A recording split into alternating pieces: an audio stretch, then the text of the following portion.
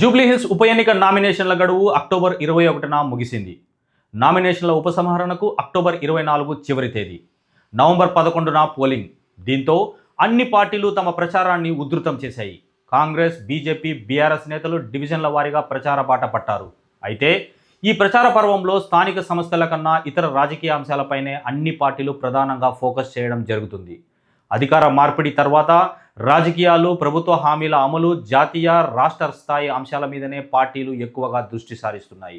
అయితే ఈ ఉప ఎన్నికల్లో ఇప్పటి వరకు ఏ పార్టీ ఏ అంశాలను తమ ప్రధాన ప్రచారాస్త్రాలుగా వాడుకుంటున్నారో ఈ వీడియోలో చూద్దాం. వీడియో చివరి వరకు చూడండి. Please like, share and subscribe చేసుకోవడం మర్చిపోకండి. అధికార కాంగ్రెస్ పార్టీ వాడుతున్న ప్రధాన ప్రచారాస్త్రాలు ఇవే.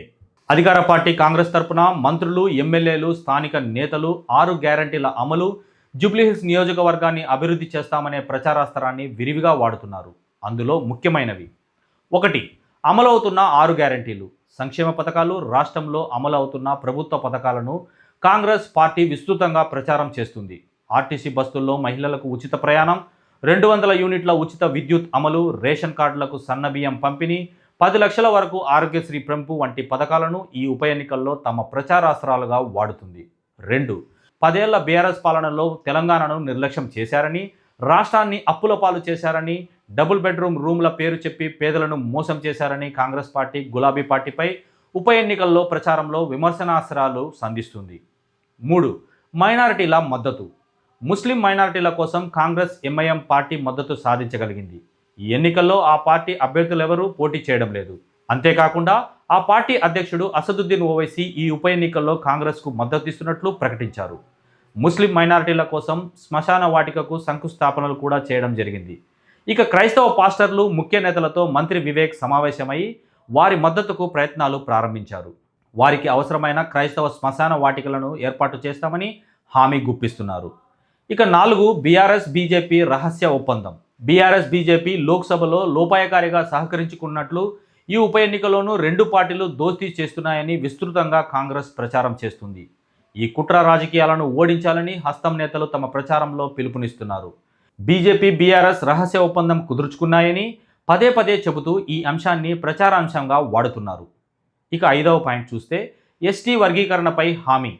జూబ్లీహిల్స్ శాసనసభ నియోజకవర్గంలోని ఎస్సీ ఓటర్లను ఆకట్టుకునేందుకు కాంగ్రెస్ నేతలు ఎస్సీ వర్గీకరణ హామీని ముఖ్య ప్రచారాంశంగా వాడుతున్నారు. కాంగ్రెస్ మోసం, 10 ఏళ్ల బీఆర్ఎస్ అభివృద్ధి అంటూ బీఆర్ఎస్ నినాదం చేస్తుంది. కాంగ్రెస్ అధికారంలోకి వచ్చిన తర్వాత రాష్ట్రం అంధకారంగా మారిపోయిందని బీఆర్ఎస్ ఈ ఉప ఎన్నికల్లో ప్రచారం చేస్తుంది. 10 ఏళ్ల బీఆర్ఎస్ అభివృద్ధిని, కాంగ్రెస్ పాలనను పోల్చి చెబుతుంది. 1వ పాయింట్ చూస్తే కాంగ్రెస్ బకాయి కార్డు. కాంగ్రెస్ ప్రభుత్వం ఎన్నికలకు ముందు ఇచ్చిన 6 గ్యారంటీలను కాంగ్రెస్ పక్కన పెట్టేసిందని బీఆర్ఎస్ నేతలు విస్తృతంగా ఈ ఎన్నికల్లో ప్రచారం చేస్తున్నారు. మహిళలకు 2500, 500కే గ్యాస్ సిలిండర్, 2 లక్షల రుణమాఫీ, 200 యూనిట్ల ఉచిత విద్యుత్ వంటి హామీల అమలులో పూర్తిగా ఫెయిల్ అయిందని చెబుతున్నారు. కాంగ్రెస్ 6 హామీల అమలును ప్రశ్నిస్తూ గులాబీ నేతలు ప్రతి ఇంటికి కాంగ్రెస్ బకాయి కార్డు పంపిణీ చేస్తున్నారు. ఇక 2వ పాయింట్ చూస్తే ఉప ఎన్నికను రెఫరెండంగా చిత్రీకరించడం. జూబ్లీహిల్స్ శాసనసభకు వచ్చిన ఈ ఉప ఎన్నికను రెఫరెండంగా బీఆర్ఎస్ వర్కింగ్ ప్రెసిడెంట్ చెబుతున్నారు. కాంగ్రెస్ పరిపాలన తీరు, ఆ ప్రభుత్వంపై ప్రజలు కోల్పోతున్న విశ్వసనీయతకు ఈ ఉప ఎన్నిక రెఫరెండం అని వ్యాఖ్యానించడం జరిగింది. ఇదే అంశాన్ని ఆ పార్టీ నేతలు ప్రజల్లోకి తీసుకెళ్తున్నారు. ఈ ఉప ఎన్నికలో బీఆర్ఎస్ గెలిస్తేనే కాంగ్రెస్ ప్రభుత్వం భయపడి ఇచ్చిన హామీలను అమలు చేస్తుందని సూత్రీకరిస్తూ ప్రచారం చేస్తున్నారు. ఇక 3వ పాయింట్, సానుభూతి పవనాలే లక్ష్యంగా దివంగత ఎమ్మెల్యే మాగంటి గోపీనాథ్ మరణాన్ని, ఆయన బతికున్నప్పుడు ఆయన చేసిన పనులను బీఆర్ఎస్ నేతలు పదే పదే జూబ్లీహిల్స్ ఓటర్లకు గుర్తు చేస్తున్నారు. ఆయన సతీమణి సునీత కూడా ఆయా వేదికలపై కన్నీళ్లు పెట్టుకోవడంతో ప్రజల్లో కొంతమేర సానుభూతి పెరిగిందని అధికార పక్షమే కాదు ప్రతిపక్ష నేతలు అభిప్రాయపడుతున్నారు. దీంతో బీఆర్ఎస్ పాలనలో మాగంటి గోపీనాథ్ చేసిన పనులను పదే పదే గుర్తు చేస్తూ సానుభూతి పవనాలు వీచేలా ఈ అంశాలను ప్రధాన ప్రచారాంశాలుగా బీఆర్ఎస్ మలుచుకుంది. ఇక 4వ పాయింట్ చూస్తే బుల్డోజర్ పాలన. కాంగ్రెస్ పాలన వచ్చాక జీహెచ్ఎంసీ పరిధిలో బుల్డోజర్ పాలన నడుస్తుందని బీఆర్ఎస్ విశేషంగా ప్రచారం చేస్తుంది.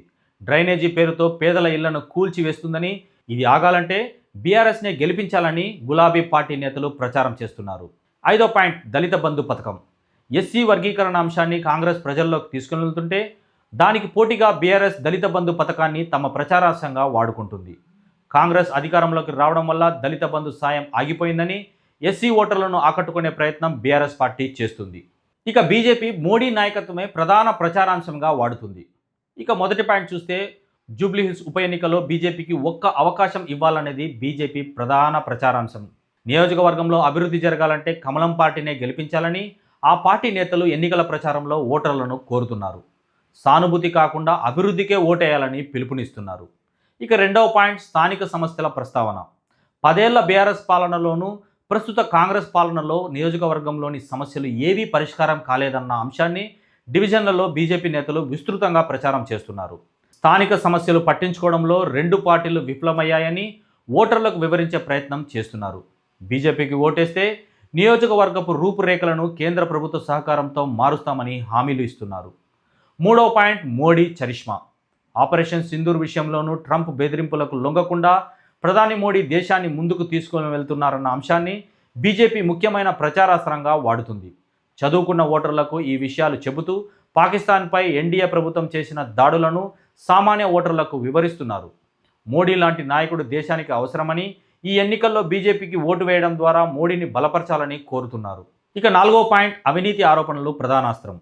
బీఆర్ఎస్ కాంగ్రెస్ రెండు పార్టీలు అవినీతిమయ పార్టీలన్న అంశాన్ని ఉప ఎన్నికల్లో ఓటర్లను ఆకట్టుకునేందుకు ప్రచారాంశంగా వాడుతున్నారు.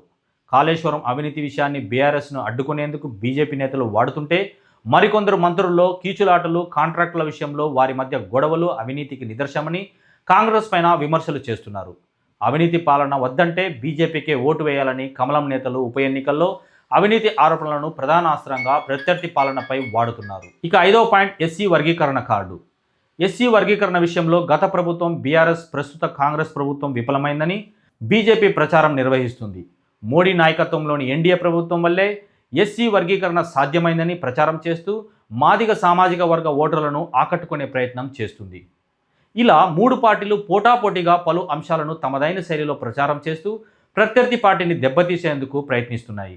ఏ అంశం ఏ ఓటర్పై పనిచేస్తుందో తెలియదని, అందుకనే వివిధ అంశాలను ప్రజల ముందుకు పెడుతూ వారిని ఆకట్టుకునే ప్రయత్నం చేస్తున్నట్లు మూడు పార్టీలు చెబుతున్నాయి. ఇక రానున్న రోజుల్లో మరిన్ని ప్రచారాస్త్రాలను బయటకు తీసి దూకుడుగా ప్రత్యర్థి పార్టీలకు కళ్లెం వేస్తామని మూడు పార్టీల నేతలు చెబుతున్నారు.